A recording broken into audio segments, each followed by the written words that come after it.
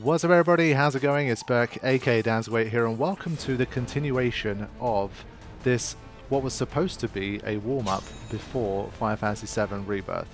What was supposed to be a warm-up ended up being an incredibly intense, probably like at least about 7 or 8 hours of playing this game and recording some stuff. What I'm going to show you guys over the coming probably hour or so, hour or two maybe, depending on how long this takes to demonstrate to you guys, the journey that I went on, because I think this might be interesting for you guys. Now, I will preface this by saying that basically my experience with the main game, Final Fantasy VII Remake, and all of the Shinra VR missions and all of that kind of stuff, my general feeling was that this game's not that difficult.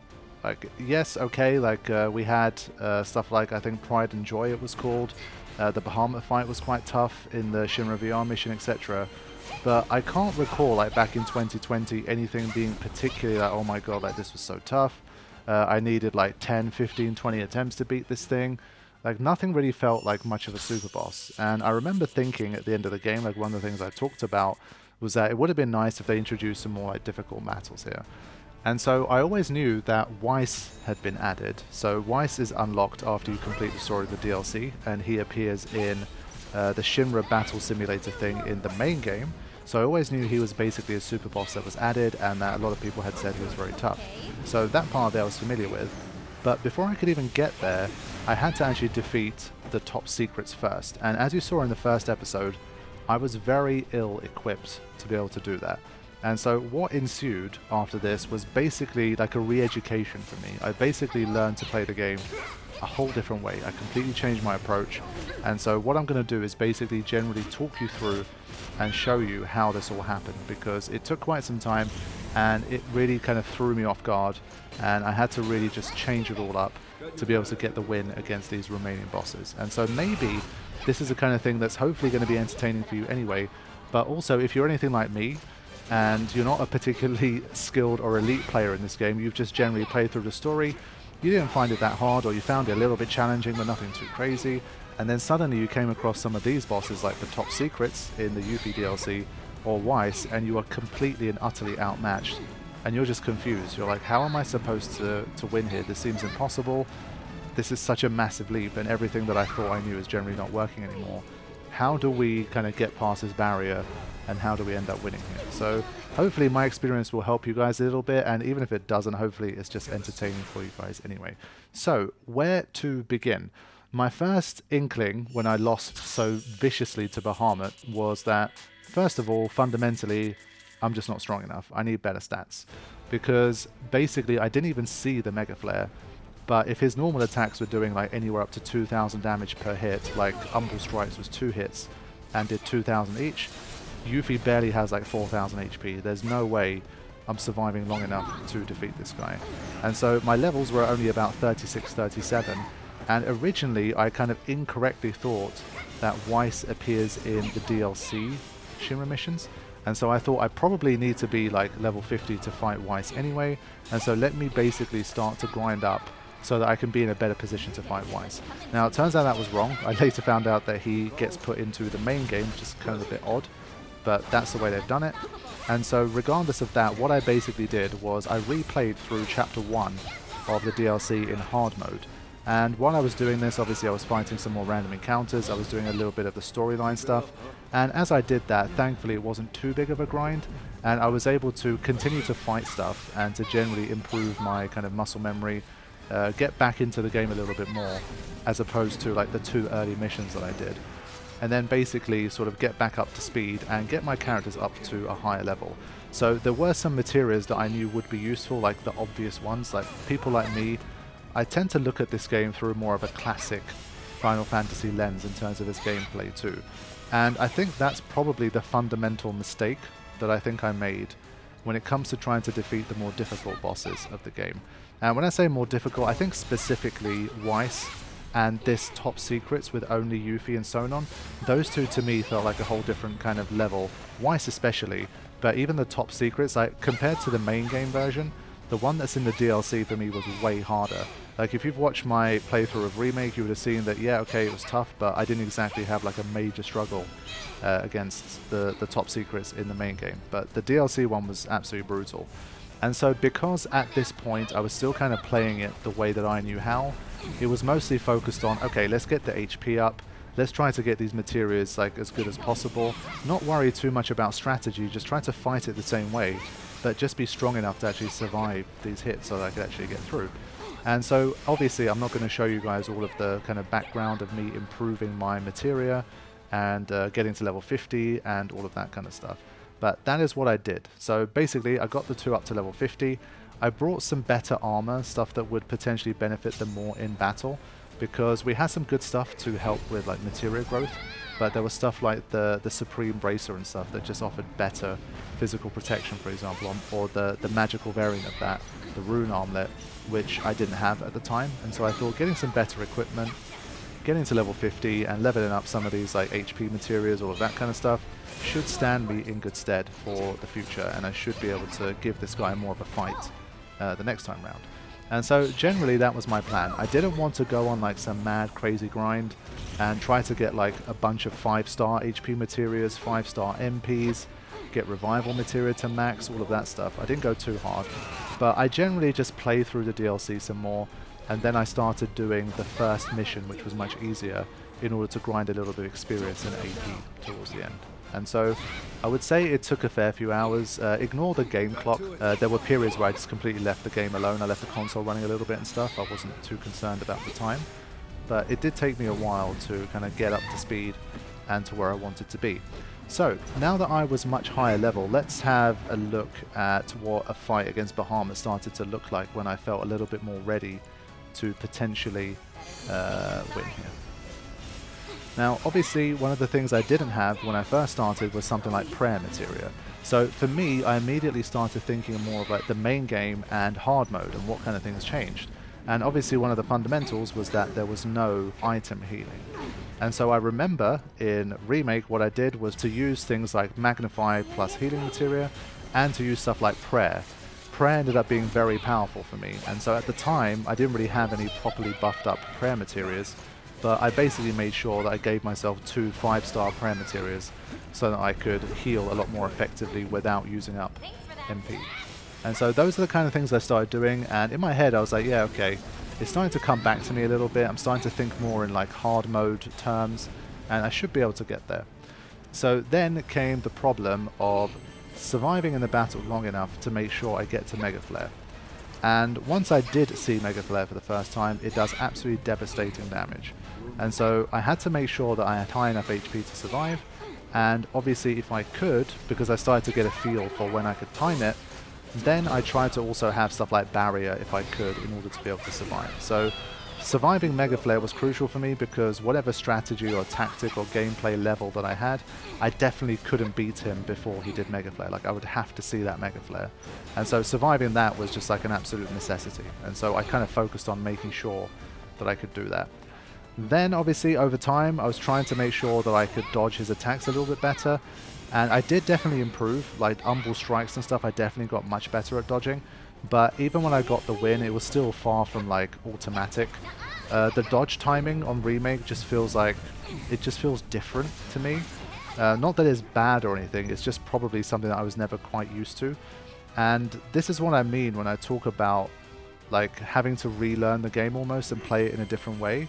Like, pressing circle to dodge attacks is something you can do, but for a huge majority of the fights, it's just not necessary that you're particularly accurate with doing that. And because you have so many tools in the kit to be able to defeat enemies, so you can use your spells, if one player is failing to dodge, you can just instantly switch to your 2 other characters who are not being attacked at that time, and so you never really feel the pressure too much of not being able to dodge, and you can make a lot of progress. You can defeat a lot of enemies relatively easily by not having to do it. But when push comes to shove in this game, one of the main ways they're obviously going to crank up the difficulty is by forcing you to get better at dodging or blocking. And so Bahamut was a good lesson for that. Eventually I kind of thought to myself, you know what, I'm not very good at dodging this guy, so I kind of have to basically approach it a little bit differently. Stuff like steadfast block was something that I definitely was using in the main game, but here as well, it's like if there's something that I think, you know what, I probably can't dodge this, and it's not like a completely unblockable one, I'll take the hit, but with a fully powered up steadfast block, you don't take a huge amount of damage, and your survivability tends to go up. And so it was a mix of, over time, just getting a bit better at the dodging itself, but also trying my best to use the block a little bit more effectively.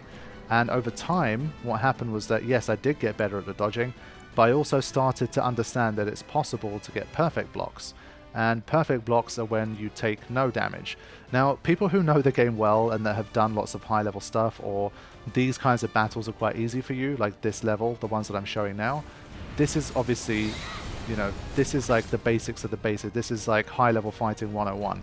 But as I say, I really think you can get through so much of the game relatively comfortably without having to do things like perfect blocks or parries or like dodging effectively, that when you do need to suddenly do that, it's just a whole different level, and a lot of us are just going to be overwhelmed by how difficult these bosses become. And so that was a lot of the process of me trying to get better at these fights and to be able to get better at the game and to actually succeed. And so that was another ingredient.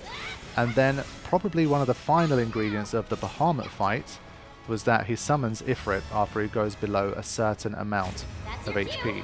And that caused me great problems because I started to get a hang of the battle and I was doing damage and things were going okay. I thought, okay, I think I can do this. And then I totally forgot that he summons Ifrit. And when a lot more of the kind of strategy and survivability hinges on you dodging and blocking effectively, having a whole other summon attacking constantly makes that way more difficult. And so that caused me big problems. And so at that stage, I did something which I do very rarely, and I started to just look things up because I just wanted to kind of come back in for like what I assumed to be 2-3 hours, just kind of warm up. Sure, these bosses weren't going to be easy, but I thought maybe within 10 attempts I'd be able to beat most of them. Maybe not Weiss, but especially like Bahamut and stuff, I thought, how bad could it be? But I was so stuck that I was like, you know what, instead of grinding this out for another 10 hours, maybe there's some pointers that I'm missing here. And so I went into the wiki and I had a look at the Bahamut fight. And in this one, the main thing that I was interested in was what the hell do you do about Ifrit? And the wiki thankfully provided me a very important piece of information, which I wouldn't have assumed if I hadn't have looked it up. And so sometimes looking up can be very helpful. Now, my assumption is that, yes, Ifrit is a fire-based summon. Yes, he's going to have a lot of fire-based moves, but surely he has some non-elemental physical attacks too. That's a very reasonable assumption, I think. But it turns out that basically all of his attacks are fire-based. And so as long as you have fire protection, you take 0 damage from Ifrit. So you can completely ignore him. And so that was another thing that really helped me unlock this fight. And I'm grateful that I looked it up, because sometimes you have to just not be so stubborn about things and just sort of look something up that you wouldn't really be able to realize yourself, because I just wouldn't think to equip fire protection. My materia is so geared towards Bahamut and the battles that come after it, I just wouldn't have tested that, and I probably wouldn't have ever found that out. And I would have found it even harder to beat this guy without nullifying Ifrit. So yeah, that was a big ingredient of the fight as well. And so after all of these pieces started to come together, then I started to actually stand a chance in the battle. And the final thing that really helped me turn the corner was that I was not using synergy properly. I completely forgot that these guys have synergy attacks. It's not just their limits that can synergize, they literally have the whole synergy mechanic that works together with them. Because compared to the amount of time I spent with the Remake, I spent so little time with the DLC, I completely forgot that that's how they worked, and so I was not using their synergy properly. And what this meant was that basically when Bahamut does give you a window to attack, if you have the necessary ATB, you can go into like the synergy mode, and you can do things like Yuffie's Art of War with Sonon together and amplify its effects. And so because it's so hard to do any damage or to increase the pressure, increase the stagger, you need all of the help that you can get. And so starting to utilize these was a big factor. And so I think with all of these things, you're seeing obviously lots of failed attempts and that kind of thing in the background. Let me show you the winning attempt against the top secrets, and I will talk about the other battles as we go, because Bahamut was the main barrier. Like once I could overcome Bahamut, then it started to become a little bit more easier, and the other two battles actually weren't as bad. So let's head into the winning battle against the top secrets, and you'll see how I managed to get through it, because it still wasn't anything amazing, but we got the job done, thanks to everything that I mentioned up until now. Okay, my friends, let's see how I went from not even being able to see a Mega Flare to being able to defeat the top secrets. You will already notice that her weapon has changed, and that first attack I managed to get a perfect block. The second one I got hit by, but that one I also perfectly blocked. And so when it comes to that kind of stuff, it really makes a big difference, because obviously you're losing less health, which means there's less healing to be done, but I'm still getting hit a lot. I'm gonna get hit plenty. It's not some kind of like really clean super run or anything, but you're definitely already going to notice some differences from what you saw in the previous episode. So a few more dodges happening, and I immediately synergized. So I started to memorize the attack pattern, and I knew when this countdown was starting. And so every time it does a countdown, it gives you a little bit of a chance to pressure it and to do some damage. And so immediately, like within like a minute or so, I've already done like 10% of his health bar, which is way better than I was doing before. So Umbral Strikes comes in. I got hit by both of them this time. I went a bit too aggressive, which was my bad, but oh well. In general, I did get better. I think I was dodging them maybe 70-80% of the time. But I was also willing to just tank hits sometimes, just knowing that I couldn't probably dodge them anyway. It's just better to tank hits than to try to dodge an attack that you're probably going to fail on and then just take full damage. So there's the countdown again, and we have full ATB bars, and so again we're going to make use of the synergize stuff. You can see Yuffie's weapon has changed. We're starting to we're using a lot more like magic type stuff from a distance especially, and so I decided to use the boomerang instead, which was a better option for that. So already way more damage happening way more quickly. Yes, I'm more powerful as well because I am level 50, which is definitely helping. But I think it's more so the synergy and making sure I get the timing right. So Umbral Strikes, I've been hit by all of them so far. So for anyone like thinking you have to be super good to be able to beat this guy, it's definitely not the case. It is just practice and making use of the tools that the game gives you. And obviously being high level helps. But yeah, I definitely learned to just fight from a distance a lot more as well. Like even at when I was first getting back into the DLC, I wasn't even using ninjutsu properly. There you go, as I dodged 2 Umbral Strikes there.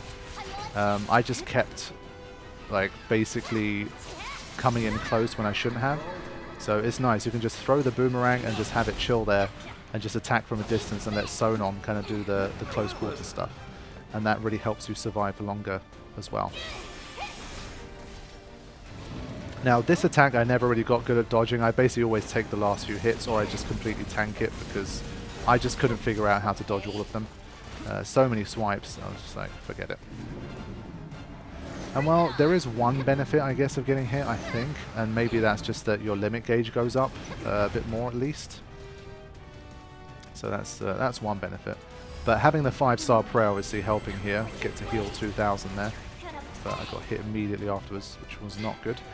This one, there is some kind of perfect timing for this, I'm sure, but I never really managed it.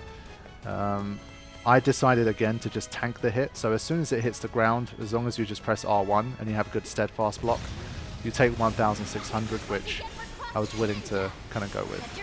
So Mega Flare is getting closer, and I have to be careful at this stage. So let's see how I navigate the Mega Flare here. Obviously I have to make sure that my health is like really high, otherwise I could be in trouble.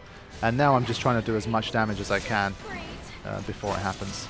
I decided to use their limit breaks separately here. I just felt like maybe like it's more likely to interrupt. I have 2 chances to interrupt him and that kind of thing. So I went with that. So he's back to targeting Sonon, so I could just keep doing damage from a distance, and now Sonon is ready to do his limit break, so that's more damage for me. Because remember, we have to get through 2 more battles after this, so the more resources I can keep for the battles ahead, the better. And so now I'm waiting for the final countdown. I've got 2 full ATB bars. I have to try and not take damage.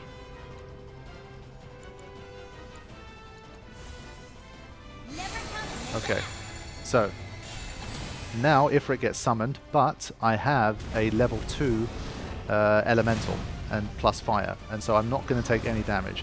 Sonon can take damage from Ifrit, but Yuffie will not. And because Ifrit mostly targets Yuffie from what I can see, it's not a big deal. And so you basically negate all of his damage. So this comes in, and again, 1,600, it's not too bad. And there you go, the final countdown's beginning. Switching into synergy mode and giving it some more of this.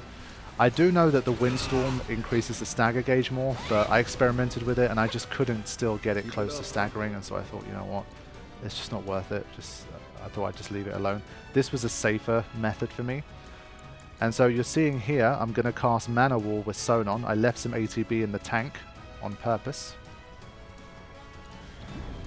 Basically giving Yuffie and Sonon Mana Wall if I can do it, and keeping their HP high enables me to definitely survive against Mega Flare. And so now it's basically, I'm not really focused on attack as much, I'm just trying to keep my HP up and try to have a barrier on both of us if I can. Well, Mana Wall, I guess. I think it's a magic-based attack, so I think just having that's enough. But I just went with Mana Wall just for extra safety. So here I have a chance to get another one. And now I just really do not want to take more damage here. If I'm below about 6,000, I think, 6,200, something like that, I'm going to end up dying from Mega Flare even with my barriers. And there it is. Okay, so this was perfect. Over 7,000 HP for both. And even with barriers, look at this damage. And this is why, like, I think with my previous setup, I'm pretty sure I just basically couldn't have done it without some kind of mega DPS damage strat or something that could have killed him before it ever casted. But yeah, now it's danger time. That block was crucial. And now I have a bit of a window here. Flare Breath is actually its weakest attack, weirdly. It's quite easy to evade, and it gives you a nice time window. And so now we're back up to speed. It's still kind of funny the way that you can completely ignore Ifrit. I just find that amusing. He's just running around trying to cause havoc, and he's doing 0 damage to you the entire time. I really would have thought his normal claw swipes would be doing physical damage and be like kind of interrupting your actions and that kind of thing, but it just does nothing. So it's really funny. You just pretend he's not there. So it's a bit weird. That's just counterintuitive to me. Like, I know you see like blasts of fire when he hits you, but I would have still assumed that that's a physical thing as opposed to every single attack being fully fire. But yeah, back to this. And I'm trying to see if I can get a second one. We can. Even more damage. Nice. And well, obviously trying to benefit from Ramuh's damage as well. Can. And so now we're looking pretty good. I just have to try my best to obviously make sure I kill Bahamut before the second Mega Flare, and try to conserve MP at this stage. So I want to avoid like massive hits if I can help it. Try to use Prayer instead of Kuraga and that kind of thing. So if it literally blocked me, I couldn't really see what was going on there. So I think this time I still go for a Kuraga just to be safe here. I don't want to lose. And there's plenty of time here that I can definitely get it done. Here's another one. Alongside a Judgment Bolt as well. I don't think the summons do that much damage while they're out. I think it's more so like the finisher that helps. I mean, 4,200 isn't exactly mega damage, but it does help, as you can see. Okay, so it gave me another window here, but I don't have the ATB to execute a synergized move. Now I do. So it's trying to just juggle all of this stuff really quickly without wasting time. Like pressing L2, synergizing, doing the move, turning the synergy off. Pressurized. It's very fast and furious. Like once you get to the harder, high-level battles, I do feel like it becomes a bit of a different game. Threw in a banishment as well that had built up. And with that, we are almost done. So I have about 50 MP left, but I still have 2 more high-level battles to come here, so I have to be careful. But I want to finish it off here. And thankfully, this second limit got the job done. And the good part is, we now are basically invincible against Ifrit. So yes, Sonon is taking damage, but in general, he's absolutely no threat. Now, what I could have done here is basically really drag this on and not attack at all, just let Sonon attack by himself. so that I could passively regain MP for like 2, 3, 4 minutes.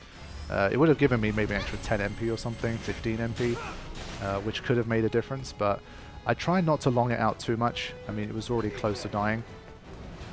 And so I did spend a little bit of time just kind of toying with it for here, while I tried to at least gain a few more MP points back. Because you get 50% of them back for the next round, and I thought I'd be able to at least have a decent chunk, and that should see me through. So there you go. I mean, it doesn't look as bad now that everything's sort of come together a little bit more compared to the early attempts, but trust me, even this took... I think after I'd done my prep, like I got to level 50 and I had the materials that I wanted, I probably spent like 2 hours fighting Bahamut to beat it, because well, a lot of those 2 hours was spent not realizing that I could just nullify Ifrit using the fire elemental, and so that definitely helped. But yeah, it did take me quite a long time. But thankfully, once I started to beat Bahamut, I think the 3rd time I beat Bahamut, I basically completed the whole challenge. And so yeah, let's skip ahead here to the end. So as you can see, I think I got maybe 3 or 4 more MP points, like nothing too major. But eventually I was like, this is taking ages, let's just finish this off. And we defeated Ifrit. So next up is Ramuh, and they throw you straight in. Obviously there's no time for breaks. You get 50% HP and MP back, and immediately you've got to get going. Now, the good thing about this one is that his attacks are generally a bit easier to dodge. This is the only one that's hard. So you saw all 3 of them there. The first attack I took the full hit, I got a perfect block on the second, and then I blocked the third. And the reason why this guy for me was doable was because you can do the wind ninjutsu, and you can try to keep your distance and just basically attack using ninjutsu and wind, which he is weak to. And so you can chip damage a lot more quickly against him than you could against, say, something like Bahamut.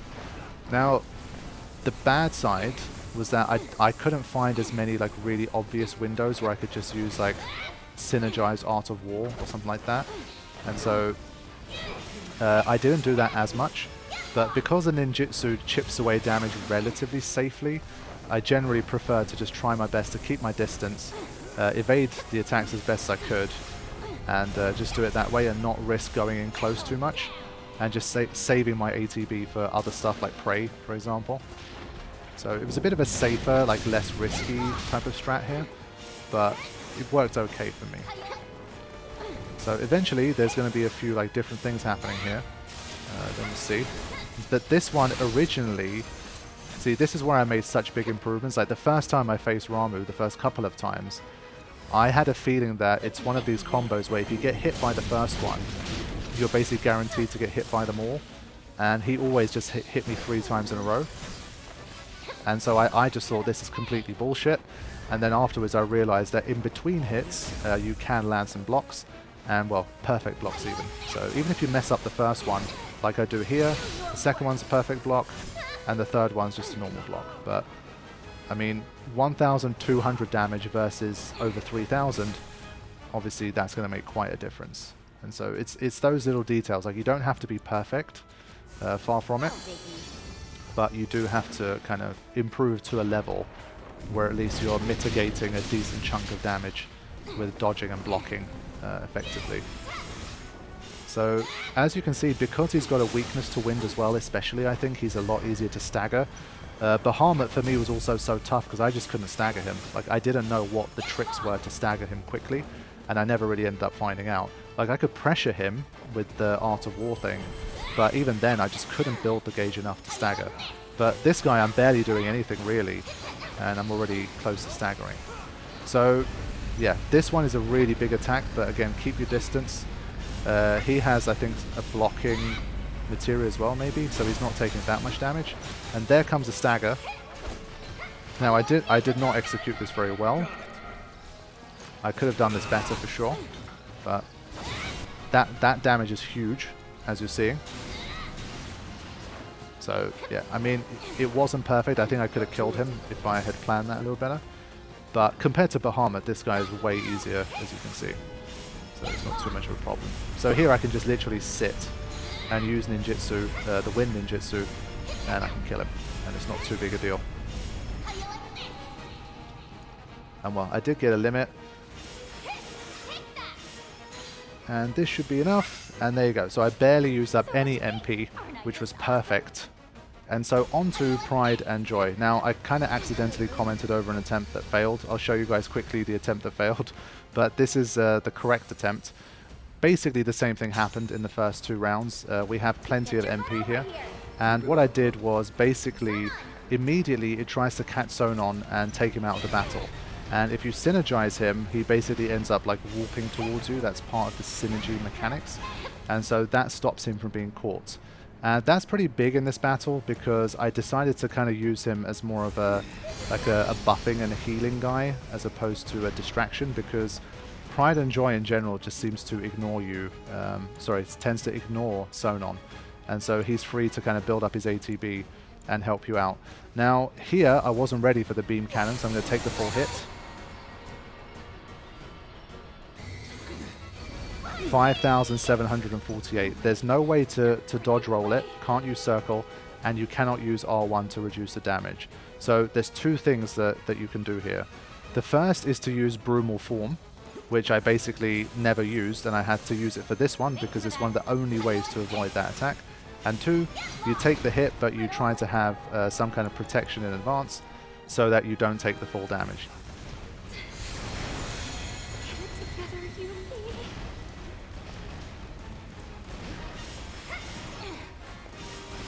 So you need to have at least about 6,000 health to not die from beam cannon. So here I took the hit again because I didn't have the ATB for Brumal Form. So at least about 6,000 HP, I think, unless you want to rely on having barrier constantly, which is an option, but I think it's definitely very risky. Try to use Brumal Form if you can, and if you can't, then yeah, make sure your HP is high enough to survive and you have enough MP to cast like Cure or Barrier and all of that kind of stuff. So Beam Cannon was the main threat. I had to make sure that I always was prepared for that one to some degree.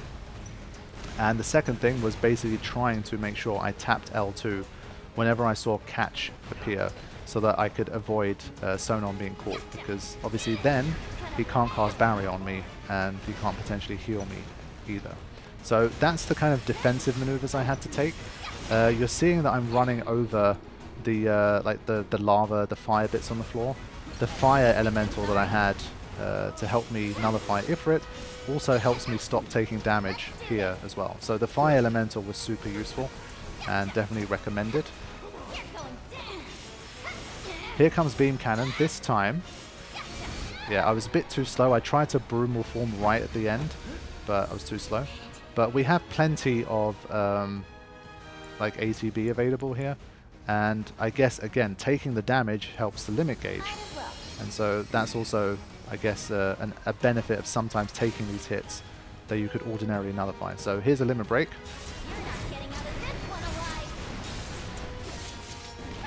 I mean, it's a decent chunk of damage. And other than that, most of it, as you can see, is lightning ninjutsu, like chip damage basically, and trying to wear this guy down as much as we can.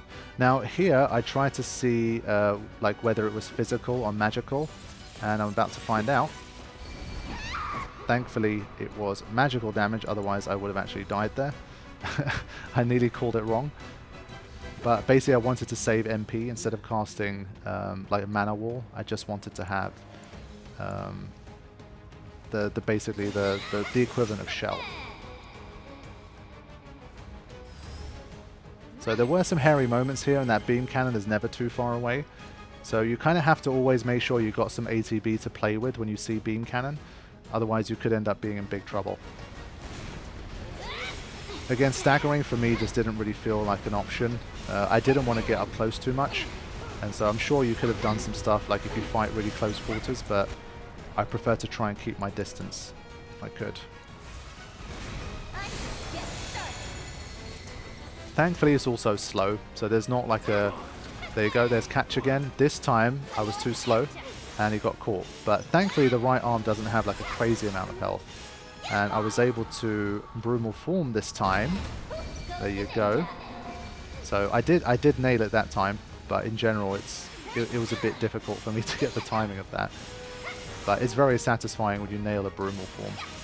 Again, it's just abilities that are unnecessary for almost all of the game. Like, you don't need Brumal Form for Bahamut. I don't think you can dodge like Mega Flare with Brumal Form or anything like that. And so it's just, they have these niche uses, and if you've not really been playing with that, you've not tested it, you're not familiar with it, then you're gonna be in trouble. When it comes to like that one time where it would have been useful, you're just not going to consider it. And so, yeah, it's definitely very useful for this fight. You're going to see something similar when I move on to Weiss, something that I basically wasn't utilizing at all that became super important. But for this one, for this particular battle, I'd say Brumal Form definitely helped. But as long as you're prepared, you have the health or the barrier, you can generally tank a lot of it. But you can see it's got a decent amount of HP. It's taking me a while here. And because Sonon doesn't get hit very much, he doesn't end up getting the limit breaks really. You can see his gauge is very limited. He did get hit there though. But I would say like 80% of his attacks are focused on Yuffie. So there's Brumal Form. So satisfying, but he's almost dead. So conserving MP. But I'm still only about halfway, so there's a lot of work to do. And well, it's the kind of boss where it's unforgiving, and because it's 3 back-to-back bosses, the 2 times I died against Pride and Joy was so frustrating, because I'd already been playing for like 2-3 hours trying to get through this set of battles.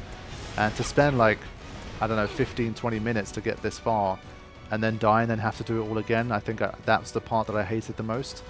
I don't tend to like that type of design in the first place, and so it doesn't, like that, the repeats taking so long was just really annoying. And there you go. So I managed to avoid the catch this time. And that's why, like, just something as simple as being able to press X and the fight goes into super slow-mo is just so simple, but it's so genius.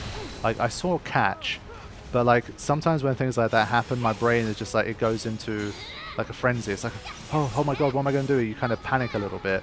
But then as soon as you see it, if you instinctively just press X, you can just slow down time. You can be like, whoa, wait a minute, I can see the catch. I need to make sure I press L2 now. And so you can just slow it down and you can process everything. And so I think it definitely helps a lot. So I did Brumal Form a bit too early there and I paid the price, but in general my other protections were in place, so it was never too big of a problem. And I've still got a ton of MP, so at this stage I was pretty sure that I'd have enough MP to get the job done. It was only Sonon that was worrying me. He didn't have too much MP left. So I was hoping he'd passively gain enough to at least cast Barrier a couple more times. But his limit gauge is creeping up as well. Trying to use Thunderous Banishment because he's weak to Thunder, and so it's a nice way to get some extra stagger and stuff. Here I got caught out, no ATB, nothing I can do. Thankfully I've still got Barrier, so I won't take the full damage. But if I didn't have Barrier here, I could have been in big trouble. Ah, okay, fine. This time it was Sonon. It was a rare occasion where we went after Sonon. I think it was the only time in the battle that actually happened, but I would have survived either way. So you can see, thankfully, it doesn't have a massive like variety of things here. So there's Mana Ward. But I really needed to get this done now because Sonon was out of MP. So there it is again. I think I might have gone a bit too early here. Let's see. Yep, it's too early again. So it's the timing is like, it's pretty tight to get Brumal Form right.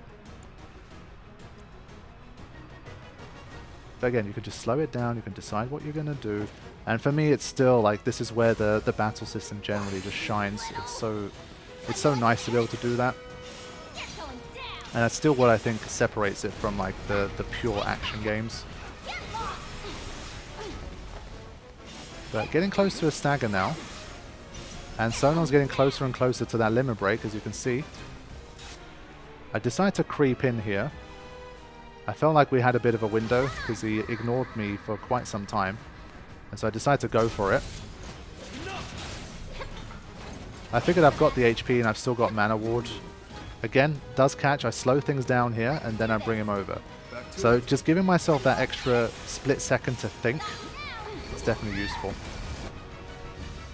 And so now we have basically almost 2 limits. And I figured it's only a matter of time before I get this win. But I also knew that my mana ward was running out and I wasn't going to be able to put another one on. So I thought, let's not wait for the limit sync, let's just get going here. Because I can kind of interrupt things, again, by using the limit break. There you go. Decent chunk of damage. And almost at a stagger as well, which is another reason I wanted to do it.